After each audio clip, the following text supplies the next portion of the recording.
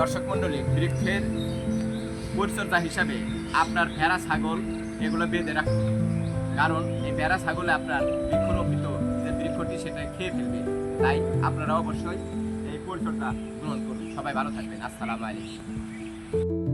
মোহসেন ভাই, ছাগল দেখে আপনারা খুঁটা গেড়ে বান্ধে দিতেছেন, কারণ কি ভাই? বৃক্ষরোপণ করলাম, এই খায়া বেলায় খায়া ছাগলে খাইলে তো আর হয় না। তাই ভাই ছাগলের গলায় এখন রশি দিয়ে বাইরে দিতেছেন না ভাই?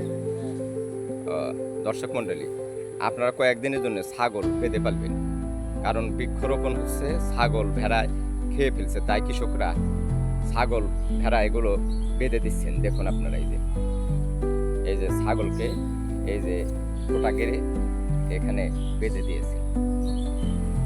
সবাই আপনারা ওই জন্য দেখুন যে কৃষক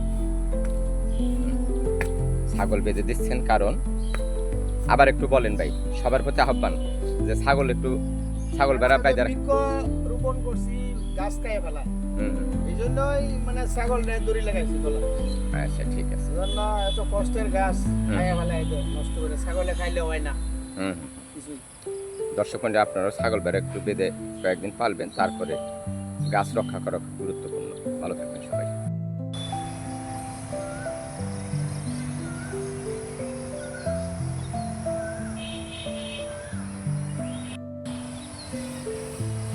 কৃষি আবহাওয়া, জলবায়ু আজকে মেঘাচ্ছন্ন। আমি সাভারের কৃষি থেকে আপনাদের স্বাগত জানাচ্ছি। আজ মেঘাচ্ছন্ন আকাশ, সাভারের কৃষি ও পরিবেশ, এখানে কৃষকরা নির্বিচ্ছিন্ন কাজ করে চলেছে। পরিবেশ যথেষ্ট সহায়ক, কিন্তু বৃষ্টি আসছে যাচ্ছে, এরকম একটা অবস্থা। সবাই ভালো থাকবে।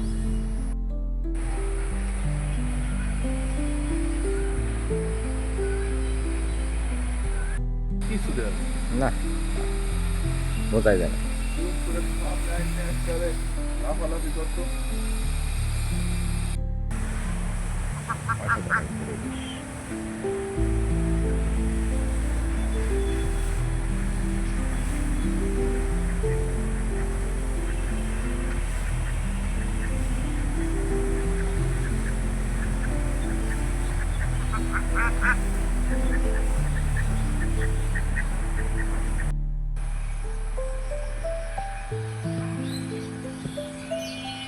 দর্শক মণ্ডলী, বৃক্ষরোপণের পূর্ব শর্ত হলো আপনার বৃক্ষ শত্রুকে